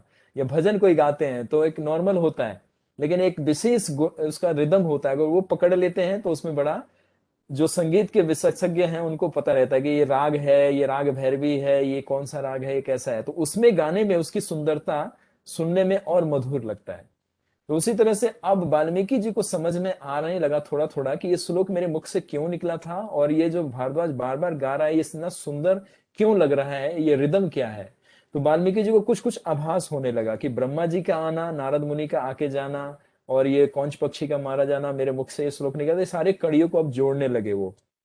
तो इस तरह से मन में उनको ये विचार आ रहा है। यह विचार यशस्वी वाल्मीकि जी की परम उदार और अति मनोहर श्री रामचंद्र जी की चरित्र के समान अक्षर वाले तथा यश को बढ़ाने वाले श्लोकों में वर्णन करने लगे। यानी कि अब वो मन में वो सारा उनको होने लगा। जैसे कहते हैं ना कि किसान एक खेत में जाके बीज बोता है तो कुछ दिन तक खेत वैसे नॉर्मली दिखता है, लेकिन किसान को पता है कि बीज गया है, कुछ समय के बाद क्या होगा, पौधा निकलना शुरू होगा। तो नारद मुनि जो सुना के गए थे, अब वो पौधा ज्ञान के रूप में रामचरित्र के या राम जी के गुणगान के रूप में अब वो उनके मन से और मुख से प्रकट होगा। अब उसकी ग्रंथ की रचना करेंगे। तो अब ये विचार कर रहे हैं कि मतलब अब मैं जो रामायण की जो मैंने अपने गुरु से सुना है उसको किस तरह से मैं रचना करूंगा कि अति सुंदर होगा, उसका उच्चारण करने मात्र से मन शुद्ध हो जाएगा, जो सुनेगा उसका सारा पाप कट जाएगा। मतलब ये सारा अब कंटेम्पलेट करने लगे बैठे बैठे। तो उसके बाद संधियों, समासों तथा अन्य व्याकरणों के अंगों से संपन्न मधुर और प्रसन्न करने वाले वाक्यों से युक्त श्री रामचरित्र एवं रावण वध रूपी काव्य को महर्षि वाल्मीकि जी ने लोक परिचार्य रचा। तो अब हम यहाँ पे बाल कांड का जो तीसरा सर्ग है वो हम यहाँ से प्रारंभ करेंगे नेक्स्ट वीक में। जो तीसरा सर्ग है अब यहाँ से आपका अयोध्या का प्रारंभ होगा, अयोध्या नगरी का। यानी कि मतलब अब वो मनन करने लगे और अब वो लेखन करना प्रारंभ करेंगे। यानी कि भरद्वाज मुनि सामने बैठे हैं और वाल्मीकि जी, अब ये सीन सेट हो गया पूरा।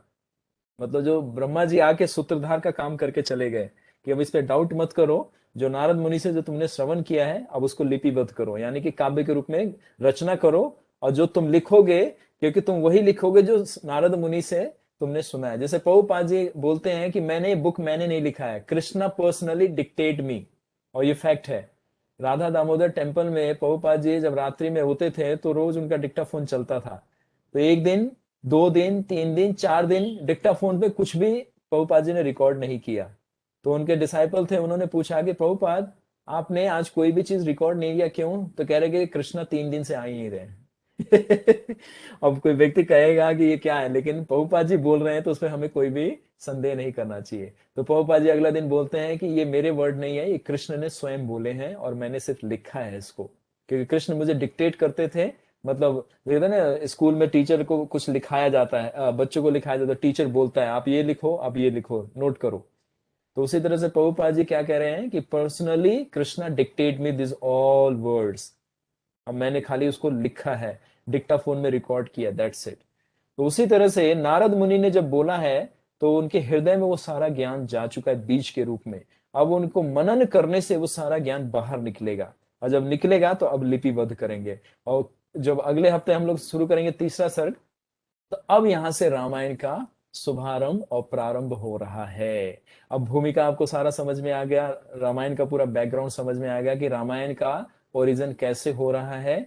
और अभी लौ कुश, इस रामायण को जैसे पूर्ण करेंगे तो लौ कुश आएंगे यहीं पे। अब उसी समय में लौ कुश हैं, लेकिन यहाँ पे रामायण चल रहा है। तो अब आप लोगों में कोई प्रश्न आएगा तो आप पूछ सकते हैं। तो हम यहीं पे विराम दे रहे हैं, क्योंकि आज का जो हमारा अध्ययन का जो समय था वो पूरा हो गया। 10 minute late, 15 minute 20 minute late किए थे तो 15 मिनट हमने आपको एक्स्ट्रा दे दिया। तो अब बारी है आपका जिज्ञासा, और आपका कोई क्वेरी है, डाउट है, क्लैरिफिकेशन चाहिए तो प्लीज अब पूछिए आप लोग। हम सभी को अनम्यूट कर रहे हैं। अब आप में से किसी का कोई क्वेरी है तो प्लीज पूछिए।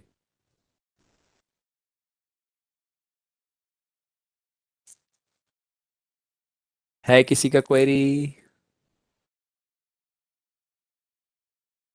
नो? तो ठीक है, थैंक यू वेरी मच। मैं आपको इसका जी समराइज मेरा कर, एक क्वेरी था, श्रेया, मुझे ओके बोलिए। पूछना था। यस आप पूछिए। हाँ प्रभु जी, क्वेरी ये था कि जैसे बहुत सारे ब्रह्मांड रहते हैं ना, एक हम्म। जो ब्रह्मांड है नहीं, तो जैसे अभी हम लोग यहाँ पर हैं, तो हो सकता है कि कहीं पे जैसे हर ब्रह्मांड में अलग युग चल रहा होगा। बिल्कुल तो एग्जैक्टली तो हम्म ऐसे भी होता है क्या कि जैसे अभी हम इधर हैं, तो नेक्स्ट हम्म टाइम कहीं और किसी और ब्रह्मांड में चले जाएं कि इसी में घूमते हैं? यस बिल्कुल सही आपने पूछा है। प्रभुपाद जी कहते हैं कि जीवात्मा एक ब्रह्मांड में भी हो सकता है और दूसरे ब्रह्मांड में भी जा सकता है। तो आपका एक ही प्रश्न में दो तीन प्रश्न छुपा है, मैं तीनों का आंसर देता हूं। सबसे पहले आपने पूछा क्या? सबसे पहले क्या पूछा? कि बहुत सारे ब्रह्मांड हैं। ठीक है, तो बहुत सारे आपने उत्तर भी दे ही दिया खुद ही कि उसका, हाँ बहुत हाँ सारे ब्रह्मांड है। आपने इंट्रोडक्शन नहीं सुना था, उसमें मैंने बताया था, आपने थर्ड डे ज्वाइन किया इसीलिए। फिर भी आपको बताता हूँ कि ब्रह्मांड हाँ एक नहीं है, अनंत है, अनंत। हाँ डिफरेंट डिफरेंट है और ब्रह्मा भी उनके डिफरेंट डिफरेंट है। और सबसे सिंपलेस्ट और सबसे इजीएस्ट जो क्रिएशन किया गया है, छोटे से ब्रह्मांड जिसमें हम हैं। और बाकी जितने भी ब्रह्मांड है बहुत कॉम्प्लिकेटेड है। इसीलिए वहां के ब्रह्मा जी भी, उनके सर एक नहीं है, लाखों में है उनका सर, हजारों में सर है उनका। यहाँ पे जो ब्रह्मा जी हैं सिर्फ चतुर्मुखी ब्रह्मा जी हैं। तो सबसे छोटा ब्रह्मांड ये है। तो सबसे पहले कि बहुत सारे ब्रह्मांड है। ये ब्रह्मांड में लीला एक ही समय में एक जगह चल रही है पृथ्वी लोक पे, ठीक है। लेकिन दूसरे ब्रह्मांड में कोई और युग में कोई और लीला चल रही होगी, या फिर तीसरे ब्रह्मांड में त्रेता युग में राम जी वहां पे लीला कर रहे होंगे। तो इसको कैसे समझना है, जैसे हॉलीवुड की कोई मूवी रिलीज होती है और हमारे गुड़गांव में एक ही समय में अलग अलग एक ही स्थान में एक ही मतलब एरिया में हमारे 5-6 सिनेमा हॉल हो सकते हैं। लेकिन सबका शो टाइमिंग अलग होता है। कोई 2 बजे शुरू करता है, कोई 3:30 बजे शुरू करता है, कोई 10:30 बजे शुरू करता है, कोई रात को 6 बजे, फिर रात को 9 बजे शुरू करेगा। मूवी एक ही है, ठीक है, लेकिन टाइमिंग हम्म। सबका अलग अलग है। अब मान लो कि आप ये एमजी रोड के पीवीआर में जाओ, वहां पे मूवी आपको मिलेगा शुरू होते दोपहर में 12:30 बजे। सेम मूवी आप जाके दिल्ली पीवीआर में देखो, साकेत पीवीआर में देखो, तो आप वहां पे 2:30 बजे पहुंचेगे। तो यहाँ पे जो मूवी चल रही है यहाँ पे अब खत्म हो रही है, वहां पे सेम मूवी क्या हो रहा, चालू शुरू, होगी। चालू होगा। हम्म तो सेम ही मूवी है, हम्म प्लेनेट एक ही है। हम्म। तो उसी तरह से भगवान की ये जो मूवीज लीला है, वो इस ब्रह्मांड में खत्म हो रही है तो खत्म नहीं होगी, दूसरी ब्रह्मांड में फिर से शुरू हो जाएगी। जैसे अभी अमेरिका में मॉर्निंग हो रहा होगा, यहाँ पे अब सूर्य अस्त हो गया, वहां पे सूर्य उदय हो रहा होगा। तो यानी कि सूर्य का डायरेक्शन चेंज नहीं हुआ है, वो सूर्य अपनी जगह पे, हमारा डायरेक्शन चेंज हो गया। तो भगवान का लीला नित्य एक ही है, वो अलग अलग ब्रह्मांडों में चलता नित्य, इसीलिए बोलते हैं नित्य लीला, मतलब every time every moment going on. अब किसी किसी में, जैसे हम लोग यहाँ पे अभी कलयुग में हैं, हाँ अंड ब्रह्मांड में जाओगे वहां सतयुग चल रहा होगा, ठीक है। हाँ हाँ अब मान लो कि आपने कलयुग वाली कॉन्शियसनेस डेवलप की है, चेतना, रहने खाने पीने बोलने उठने चालने का सारा जो है मटेरियल माइंड है, और कलयुग के समान आप कार्य करते हो। मतलब आप झूठ नहीं बोलते हो, मैं आपको नहीं बोल रहा हूँ, एक नहीं नेचर, नहीं मतलब हाँ हाँ नेचर बता रहा हूँ हाँ कि कोई व्यक्ति हाँ झूठ बोलता है, गलत कार्य करता है, तो उसको सतयुग में नहीं भेजा जाएगा। मान लीजिए अब इस ब्रह्मांड का मतलब इस पृथ्वी का 4 युग कंप्लीट हो गया, अब इसको ब्रस्ट करने का टाइम आ गया। मतलब अब शिव जी इसको क्या कर लेंगे, ब्रास्ट कर देंगे, अब इसको मतलब नष्ट कर देंगे। अब जीवात्माएं हाँ कहाँ जाएगी, वो तो कलयुग की चेतना ली हुई है। अगर वो नहीं सुधरी तो फिर उसको यहां से उस ब्रह्मांड में ट्रांसपोर्ट किया जाएगा जहां पे कलयुग का भी राइजिंग, मतलब अब कलयुग वहां पे प्रारंभ हो रहा होगा। आपको दूसरा एग्जांपल देता हूं कि जैसे कोई टेररिस्ट है, अब हाँ उसने बहुत बड़ा क्राइम किया है, अब उसको जेल में रहा रखा गया, उस जेल में कुछ ऐसे व्यवस्था हुई कि उस जेल को अब थोड़ा सा ना डेमोलिश किया जाएगा, तोड़ दिया जाएगा, उसकी रिपेयर की जाएगी। तो वहां से जितने कैदी होंगे अब उनको घर में या वीआईपी उसमें सेक्शन में तो रखा नहीं जाएगा, क्या किया जाएगा, उस कैदी को किसी निकाल दूसरे देंगे दूसरे में। दूसरे जेल खाने में डाला जाएगा। तो उसी तरह जो कलयुग के जीव हैं, वो सारे कलयुग के ही समय में प्रकट होते हैं। अब इसी में जो कलयुग में रहते हुए सतयुग का गुण विकसित कर लिया, उसने सतोगुण विकसित कर लिया, अपनी चेतना को शुद्ध कर लिया, भक्ति बहुत जागृत कर लिया। तो इसी हम्म। समय में वो कलयुग से जब वो शरीर छोड़ेगा या इसका समय पूरा होगा, तो इस ब्रह्मांड में नहीं, वो दूसरा जहां सतयुग प्रारंभ हो रहा होगा उसको भगवान वहां पे बर्थ देंगे।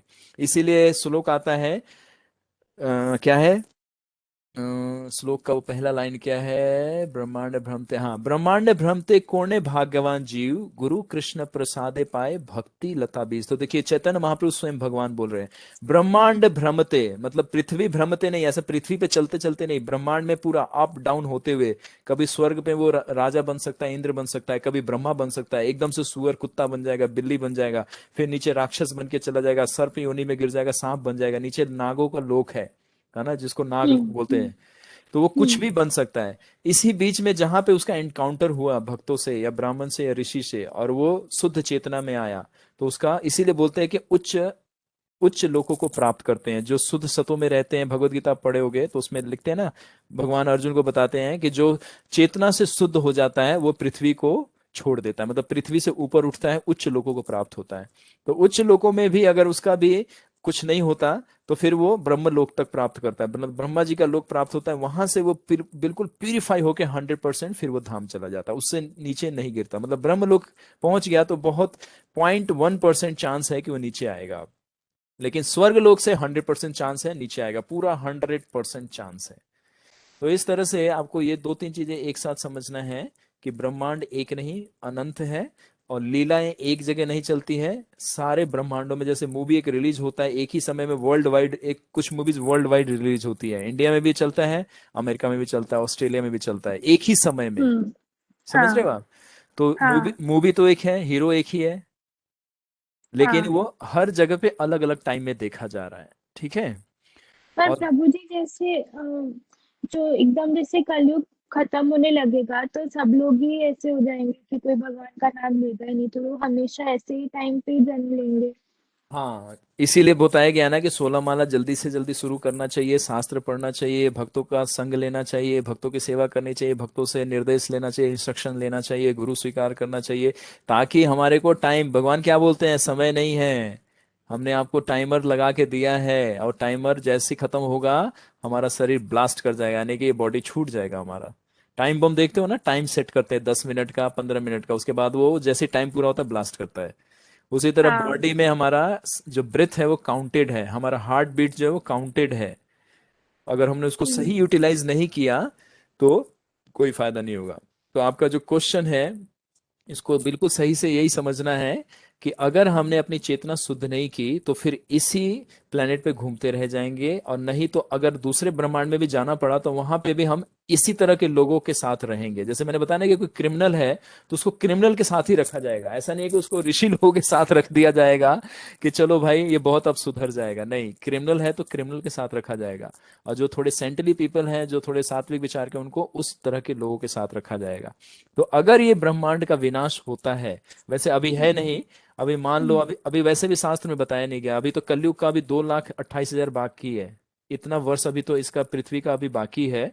उसके बाद ये देखना है कि ये चतुर्युगी कंप्लीट हुआ है कि नहीं। तो फिर ये कैलकुलेशन जब करोगे तो देखोगे कि अभी ब्रह्मा जी का 50 वर्ष यानी 51 ईयर्स में एंट्री किए हैं वो, तो यानी कि अभी 49 ईयर्स है, और 49 ईयर्स में अरबों खरबों अभी हमारा जन्म होने वाला है। अगर भक्ति करके आप गोलोक नहीं गए तब। तो उस बीच में हमें ये सब चिंता नहीं करना है, लेकिन ऑब्वियसली आपने प्रश्न किया तो आपको पता रहना चाहिए कि अगर हमने चेतना शुद्ध नहीं किया, अगर हम इसी चेतना में रहें, अगर इस पृथ्वी का भी विनाश हो गया तो हमें दूसरे ब्रह्मांड में जहां पे कलयुग चल रहा होगा वहां पे ट्रांसपोर्ट कर दिया जाएगा। क्लियर? समझ गई। ओके, ठीक है। अब कोई एक एक प्रश्न और ले सकते हैं, किसी और भक्त का कोई और जिज्ञासा है या कोई क्लैरिफिकेशन? हरे कृष्ण प्रभु जी। दो लोग बोले हैं एक साथ।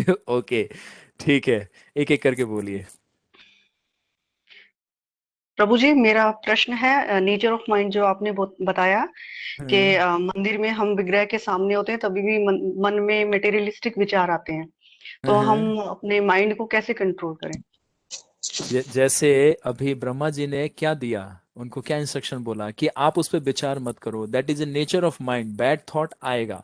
क्यों? क्योंकि मन हमारा नियंत्रण में नहीं है। मन के स्वामी कौन है? बजेंद्र नंदन, भगवान श्री कृष्ण। प्रभुपाद जी को एक बार डिसाइपल ने बोला, Prabhupada I am able to control my mind. तो प्रभुपाद इमीडिएटली टर्न करते हैं उसके फेस की तरफ, बोलते हैं, fool and rascal, you cannot control your mind because mind is a energy of the Lord and Krishna is a master. So our responsibility simply engage our mind by chanting Hare Krishna in service of Lord. तो उसी तरह से वाल्मीकि जी को ब्रह्मा जी ने बोला कि वो जो थॉट आया था उसका मतलब था, पर्पस था। अब उनको क्लू मिल गया कि आगे की जो रचना करनी है कैसे। तो उन्होंने बोला कि उसी पे मत अटके रहो, आप आगे बढ़ो, जो अपने गुरु से आपने जो सुना है उस पे मेडिटेट करो और आगे एक्शन में आओ। तो कोई बैड थॉट आता है, ऑलवेज वेलकम, आप उसको बोलिए कि ठीक है आओ, लेकिन उसमें मेडिटेट और उसको कंटेम्पलेट नहीं करना है, और ना ही उसको स्पेस देना है कि माइंड में वो बिल्कुल रोम करने लगे, घूमने लगे वो पूरा। आएगा, आने दीजिए। इमीडिएटली हमें क्या फोकस करना चाहिए? मंत्र पे। इसीलिए प्रभुपाद बोलते हैं अगर आपका मन नहीं लग रहा फिर भी जप कीजिए, आपका मन भाग रहा है फिर भी जप कीजिए, आपको ध्वनि सुनाई नहीं देता फिर भी जप कीजिए। तो सिर्फ जप करना ही हमारा, क्योंकि आचार्य लोग बोल रहे हैं इसलिए हमें संदेह नहीं करना है। ब्रह्मा जी जब बोल रहे हैं वाल्मीकि जी को कि अब उस पर विचार मत करो वो क्या घटना घटी, लेकिन उस घटना का आगे जाके इसका खुलासा होगा कि वो घटना घटी तो उस पक्षी के श्राप से, वियोग से आगे जाके कथा आएगी। तो अभी वो भूमिका बना हुआ है कि उसका अर्थ क्या था। तो अभी पहला उसका मीनिंग क्या दिया कि वो घटना घटी थी, तो उसका कोई अर्थ क्या है कि उनको एक क्लू मिला कि आगे जो पद की रचना करूंगा वो इसी के तर्ज पे या इसी के आधार पे करूंगा। तो उसी तरह से मन में कुछ भी आए उसको हमें उस पर विचार नहीं करना है कि क्यों आ रहा है। आपको विचार क्या करना है कि सिर्फ जप करूंगा तब ये मन में नहीं आएगा, क्योंकि कोई भी चीज जैसे खाली डब्बे में अगर कोई वस्तु डालेंगे तो आसानी से चला जाएगा, उसमें बहुत कुछ पहले ही डाल दिए हैं, आप उसमें कोई भी वस्तु डालेंगे तो क्या होगा? डब्बे से बाहर गिरेगा। तो मन में अगर विचार आते हैं तो अगर मंत्र जप रहे हैं तो मंत्र तो सुनाई नहीं देगा ना, जाएगा नहीं। तो इसीलिए उस विचार को ही नहीं आने देना, आ जाए उस पर मेडिटेट मत कीजिए, उसको निग्लेक्ट कीजिए। से नो, से नो, से नो, से नो, बस ये बोलते रहिए और अपना जप करते रहिए। मतलब बोलना नहीं है, ये एक आपको एक सेंस दे रहा हूं कि उस विचार पे फोकस नहीं होना है, हमें मंत्र पे फोकस करना है। जब मंत्र पे फोकस करेंगे तो मनः मंत्र निवेशेना कृष्णा, यानी कि मंत्र जो है वो मन को क्या करेगा? निवेश करेगा कृष्ण की तरफ, यानी कि कृष्ण की तरफ अग्रसर करेगा उसको। इसीलिए मंत्र डिलीवर बाय माइंड, मंत्र है वो आपके मन को डिलीवर करेगा किसके? कृष्ण के चरणों में। तो मंत्र एक माध्यम है जो भगवान की सेवा में मन को लेके जाता है। तो बैड थॉट आए, कुछ भी आए, आपको उस पर विचार नहीं करना, सिंपली आपको फोकस कहाँ करना है? मंत्र पे। बार बार ये होता है, ऐसा नहीं है कि आप ही लोग अभी नए भक्त हैं तो आप लोग, हम लोग जो बहुत 10 साल से 15 साल से प्रैक्टिस कर रहे हैं तो उनके भी मन में विचार आता है। रामानुजाचार्य क्या कहते हैं कि मैं जब आपका चिंतन करता हूँ, आचार्य हैं वो, है ना, हमारे 4 संप्रदाय के, श्री संप्रदाय के लीडर आचार्य हैं। जैसे हमारे ब्रह्म माधव गौड़ीय में मध्वाचार्य जी लीडर आचार्य हैं, उसी तरह से श्री संप्रदाय में रामानुजा। तो वो बोलते हैं कि भगवान मैं जब आपका चिंतन करता हूँ, आपका नाम जप करता हूँ, तो भौतिक चेतना का विचार आ जाता है, तो मैं इमीडिएटली उस पर स्पिट यानी कि थूक देता हूँ कि ये गलत विचार कैसे आ गया। तो अब सोचिए, इतने महान आचार्यों के मन में भौतिक विचार आ सकता है, तो क्या हम लोग छोटे भक्त हैं, हमारे में नहीं आएगा? आएगा, स्वाभाविक है। लेकिन उसका उपाय वही बताते हैं कि उस पर हमें विचार नहीं करना है। हमें विचार क्या करना है? भगवान के नाम पे चिंतन करना है, भगवान के नाम को स्मरण करना है। इसीलिए लीला का ज्यादा से ज्यादा श्रवण करना चाहिए। क्यों? क्योंकि अभी हमारा जितना भी डीलिंग होता है मटेरियल लोगों से, मटेरियल थॉट से हो रहा है, आध्यात्मिक चीजें है नहीं हमारे लाइफ में। इसीलिए ज्यादा से ज्यादा श्रवण करना चाहिए, ज्यादा से ज्यादा पढ़ना चाहिए और ज्यादा से ज्यादा जप करना चाहिए। कहते हैं ना, एक ड्रंकर व्यक्ति जितना पीता है उसको उतना ही नशा चढ़ता है, उसी तरह से जो जितना जपा करता है उसको कृष्ण का उतना ही स्मरण आता है। उठते बैठते सोते नाचते वो कहीं पे वो कृष्ण को स्मरण करे बगैर रह ही नहीं पाएगा। तो इसीलिए अपना जपा बढ़ाइए धीरे धीरे, और जो बैड थॉट आता है उस पर फोकस नहीं करना है, हमें फोकस कृष्ण पे करना है ना। जैसे हम सड़क पे चलते हैं, बहुत सारा गाड़ियां साइड में से गुजरती जाती है, हम सबको ध्यान नहीं देते, हमें देखते हैं कि हम सही से ड्राइव कर रहे हैं और हम अपने लक्ष्य की तरफ आगे बढ़ रहे हैं कि नहीं, बस। तो जो साइड में गाड़ियां आ जा रही है यानी कि वो बैड थॉट है, और जो हम ट्रैक पे सही चल रहे हैं, सही दिशा में चल रहे हैं, हमारा स्टीयरिंग हमारे हाथ में है, तो इसका मतलब हम सही चल रहे हैं, हमारा जब सही चल रहा है। That's it. अगर साइड में देखेंगे तो एक्सीडेंट होगा, यानी कि आप उस विचार को पकड़ेंगे कि मन में ये आ रहा है, जप नहीं हो रहा, तो फिर आपका वही विचार चलेगा, जप नहीं चलेगा। सिंपल। ठीक। ओके, तो नेक्स्ट अब दूसरे भक्त पूछें एक बार, जो और कोई बोल रहे थे, मैंने नोटिस नहीं किया। हरे कौन थे? कृष्णा प्रभु जी, पवन बोल रहा हूँ नहीं, मैं। आपने ही बोला था एक साथ। हाँ जी, हाँ जी। ठीक है, लास्ट क्वेरी। 1.5 घंटा हो गया। ठीक है, पूछिए। हाँ प्रभु जी, मेरे को एक अभी आपने कथा में बीच में एक जगह पे आया, जैसे वाल्मीकि जी अपने इसी भौतिक शरीर के साथ यू नो ब्रह्म लोक में चले गए, है ना। ऐसे ही हमने प्रहलाद महाराज का भी सुना हुआ है, ध्रुव महाराज का भी ध्रुव प्लेनेट सुना है। तो यस। इसी शरीर में जाते हैं, तो ये इसका क्या सिग्निफिकेंस है, और भगवान की ये क्या लीला है, ये ऐसा क्यों होता है, और किस लिए, क्या इसका बैकग्राउंड है। Okay good. अब आपको बताएं कि ये लोग सामान्य भक्त नहीं है। हाँ जी। ठीक है। जैसे मछली भी एक जीवात्मा है और हम भी जीवात्मा है, लेकिन जल में वो पूरा अपना जीवन बिताती है। लेकिन आप जल में 1-2 घंटा सिलेंडर या ऑक्सीजन मास्क के मीडियम से थोड़े कुछ घंटे के लिए रह सकते हैं, कुछ दिन के लिए रह सकते हैं, पूरा जीवन नहीं रह सकते। क्यों? क्योंकि हाँ उसकी संरचना ऐसी की गई है। ठीक। हाँ जी। तो जब भक्ति कोई करता है, तो जैसे प्रभुपाद जी इसीलिए कहते हैं ना, आचार्य लोग के शरीर को जलाया नहीं जाता, उनको समाधि दिया जाता है, क्योंकि हाँ उनका शरीर जो है वो शुद्ध हो चुका होता है। जैसे एक आयरन रॉड को अगर अग्नि में डाल दें, तो आयरन रॉड बिल्कुल अग्नि के गुण को क्या करता है, ऑब्जर्व कर लेता है। हाँ जी। यानी कि एज इक्वल एज फायर, वो फिर वो अपना लोहे का वो रंग नहीं दिखाएगा, वो लाल एकदम दहकता हुआ अग्नि दिखेगा वो आपको। हाँ जी। तो जब हम भक्ति करते हैं तो मन, इंद्रिया, हृदय सब कुछ शुद्ध हो चुका होता है। तो उस समय में हमारा अभी जैसे कहते हैं ना कि आचार्यों का जो शरीर है वो शुद्ध होता है। जैसे आज एक मेरे से भक्त ने प्रश्न पूछा कि शूद्रों का जन्म भगवान के चरण से होता है, तो शूद्रों को तो सबसे श्रेष्ठ स्थान देना चाहिए। भरत प्रभु का प्रश्न था, ये शाम को चर्चा कर रहे थे मेरे से। तो पूछ रहे थे कि इस तरह से ब्राह्मणों से भी क्या कि भक्तों का गोल ही होता है भगवान का चरण प्राप्त करना। हम मेडिटेट करते हैं चरण को, शास्त्रों में चरण हर जगह भगवान का चरण बताया है। मुखमंडल और शरीर के अंग अंगों का तो कोई तुलना ही नहीं किया गया है। सीधा बोला गया है सरेंडर करना है कहाँ, भगवान के चरणों में। भगवान कहाँ जगह दीजिए, अपने चरणों में जगह दीजिए। ऐसा तो नहीं बोलता भगवान अपने मुखमंडल पे जगह दीजिए, हम आपके मुख पे बैठेंगे। हम हाँ बोलते जी। हैं भगवान आपके चरण में जगह चाहिए। तो ऐसा क्यों? अगर भगवान के चरण से शूद्र का जन्म होता है, तो फिर शूद्र इतने अशुद्ध क्यों हैं? उनको बिल्कुल नीच जाति एकदम घृणा की दृष्टि से देखते हैं। अगर कोई चीज को स्पर्श कर दे तो हम उसको त्याग देते हैं, कहते कि नहीं ये अशुद्ध हो गया। तो अब ये हम्म, आप तब तो समझा सकते हैं, नहीं ना? नहीं। तो आप समझिए कि आचार्यों का जो शरीर होता है वो शुद्ध कैसे होता है, क्योंकि उनका पूरा हर एक्टिविटीज, हर पल, हर उनका थॉट, हर चीज स्पिरिचुअल हो चुका होता है।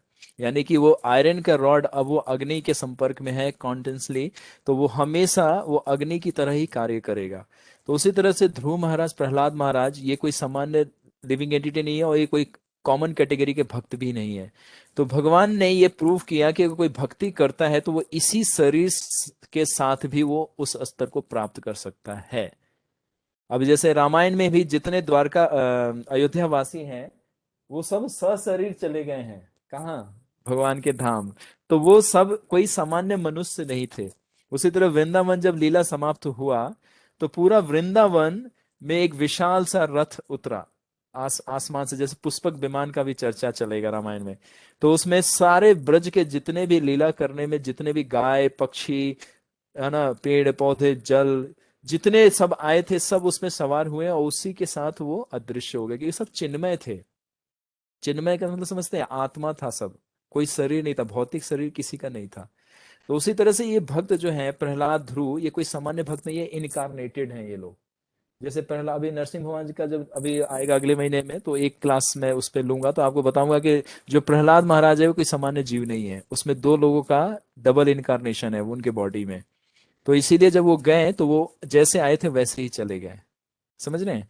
तो भगवान एक्सेप्शनल ये केस दिखाएं कि मेरा भक्त ऐसा भी होता है कि वो मृत्यु को भी लांघ सकता है। उदाहरण देने के लिए एक आइडियल सेट किए भगवान पूरे यूनिवर्स में, कि भक्त का इतना पावर होता है कि वो मृत्यु के कंधे पे लात रख के आगे बढ़ सकता है इसी शरीर में। तो उनका शरीर का देहांतरण नहीं हुआ, देहांतरण हमारा होगा। हम जब भक्ति करते हुए भी अगर शरीर छोड़ेंगे तो हमारा शरीर पंचभूतों से बना है, उसको जलाया जाएगा, उसको समाधि नहीं दिया जाएगा। लेकिन भक्त का क्या है, ये शरीर शुद्ध हो चुका है, तो वो इसी शरीर से वो भगवान को प्राप्त कर लेगा। यानी कि ओरिजिनली जब वो जैसे नरसिंह लोक में जाएंगे तो प्रहलाद महाराज वैसे दिखेंगे जैसे में फोटो में दिखते हैं, छोटे से। ऐसा नहीं कि वहां पे देव पुरुष होंगे और बिल्कुल अलग दिख रहे होंगे, लाइट निकल रही होगी, नहीं, बिल्कुल वैसे दिखने के बहुत दिव्य स्तर पे होंगे वो। समझ पा रहे हैं? हाँ जी प्रभु जी। तो भगवान ये एक्सेप्शनल केस आइडियल सेट करते हैं कि भक्ति का कितना पावर है और भक्त का कितना पावर है कि वो मृत्यु को भी लांघ सकता है। लेकिन ऐसा उसके बाद कोई हिस्ट्री में रिपीट नहीं हुआ है। ठीक है। अगर कृष्ण लीला में देखेंगे तो जब भगवान जब अंतर ध्यान लीला करते हैं, तो आप मेरे साथ थे उस सारे अध्ययन में, आपने देखा हाँ था जी। ना कि भगवान जिस शरीर रूप में आए थे उसको, एक भौतिक वाले लोग जो मूढ़ व्यक्ति होते हैं उनको ये नहीं समझ में आना चाहिए कि भगवान का क्या रहस्यमय लीला था, तो उसके लिए एक शरीर का जलाया भी। तो अर्जुन जाके क्या किए, सारा अंतिम वो संस्कार किए जैसे एक पुरुष व्यक्ति का किया जाता है। लेकिन बिहाइंड द कर्टन क्या सीन था? भगवान तो पहले ही जा चुके थे, वो तो एक जस्ट एक छाया था, एक इल्यूजन था जिसको जलाया और लोगों को दिखाया। तो मूढ़ा कहते हैं ना, मूढ़ा ना प्रपदंते जानती, मतलब जो मूढ़ व्यक्ति है वो मुझे नहीं समझ पाएगा, जो भक्ति नहीं करता वो कभी नहीं समझ पाएगा। तो हाँ जी। भगवान एक्सटर्नल में दिखाते हैं कुछ, लेकिन बिहाइंड द कर्टन जो सीन होता है, इसीलिए हमें लीला से समझना चाहिए कि भगवान क्या लीला करते हैं, क्या शिक्षा होता है। तो भगवान में और भक्त में और एक सामान्य जीव में बहुत अंतर है। तो वो तीन जो एक्सेप्शनल नाम बताया आपने, वो भगवान ने आइडियल सेट किया भक्ति का, कि भक्ति का महात्मा बताया, भक्ति का ग्लोरी बताया, और भक्त कितना पावरफुल है कि वो भौतिक रूल से ऊपर उठ जाता है। जैसे आप सतोगुण को अगर पूर्णता पालन करते हैं तो आप इतना पावरफुल हो जाएंगे, कॉमन व्यक्ति के कैटेगरी में होते हुए भी एक अनकॉमन रहेंगे, एक्स्ट्रा ऑर्डिनरी आप में पावर रहेगा। और ये तो प्रैक्टिकल दिखता है कि अब अगर आप शास्त्रों का अध्ययन करते हैं, रूल्स फॉलो करते हैं, तो आपके बोलने, आपके बिहेवियर, आपके एक्शन में एक डिफरेंट इन्फ्लुएंस दिखता है जो कॉमन व्यक्ति में नहीं दिखता। मानते हैं इस बात को?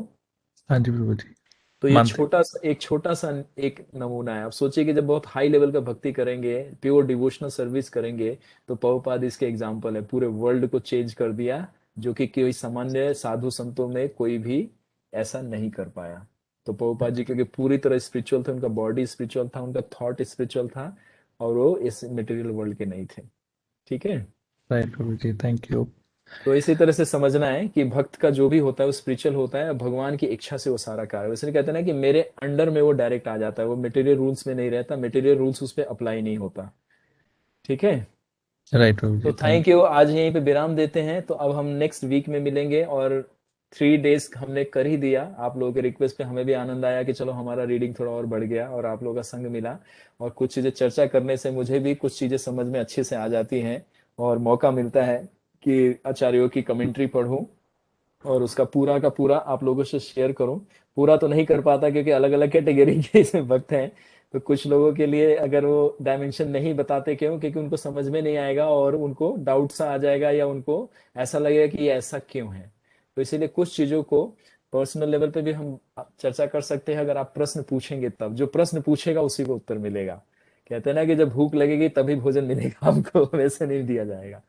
तो कुछ चीजों को हम चर्चा करेंगे इस क्लास में, और कुछ चीजों को जब हम कोई विशेष चीज आएगा, या जब कोई सेकंड लेवल का कोई कैटेगरी का जब भक्त जब हमारा जब क्लास चलेगा, तो उसमें हम चर्चा करेंगे। लेकिन आप लोग लगे रहिएगा। तो अब जो है नेक्स्ट वीक में हम लोग है ना, त्रेता के महाराज दशरथ के हम राज्य में प्रवेश करेंगे। यानी कि अब वो मेडिटेट कर रहे हैं कि भगवान का राज्य कैसा है, यानी कि दशरथ का राज्य, यानी कि अभी डायनेस्टी उनका बताया जाएगा, और उनका राज्य का पूरा सुंदर वर्णन आएगा। तो आपको ऐसा अगर ध्यान से सुनेंगे तो आपको लगेगा कि आप जैसे गली में घूमते हैं ना, जैसे हम दूसरे कंट्री में जाते हैं तो स्ट्रीट पे घूमते हैं, सीनरी देखते हैं, तो वो सब विजुअलाइज हो रहा होता है। उसी तरह से आप श्रवण करते वक्त अगर अटेंटिव रहेंगे तो आपको लगेगा जैसे अयोध्या नगरी कैसा था, आपको दिखेगा, आपको एकदम राम जी ही दिखेंगे सामने पिक्चर की तरह। तो इसीलिए अगले क्लास में जरूर रहिएगा। तो अयोध्या नगरी का पूरा वर्णन करेंगे, और समय बचा तब फिर राम और दशरथ जी का चरित्र का वर्णन होगा। तो थैंक यू वेरी मच, आप लोगों ने इतना समय दिया, और थोड़ा सा टेक्निकल फॉल्ट की वजह से डिले हुआ, तो इसके लिए फिर से हम क्षमा मांगेंगे, और क्षमा मांगना हरि बोल हमारा ब्रो। हमारा अधिकार हरे कृष्ण रहेगा। प्रभु। ठीक है। तो श्री श्री सीताराम लक्ष्मण भक्त हनुमान की जय, गौर भक्त वृंद जय की जय। थैंक यू वेरी जय मच, सभी भक्तों की जय।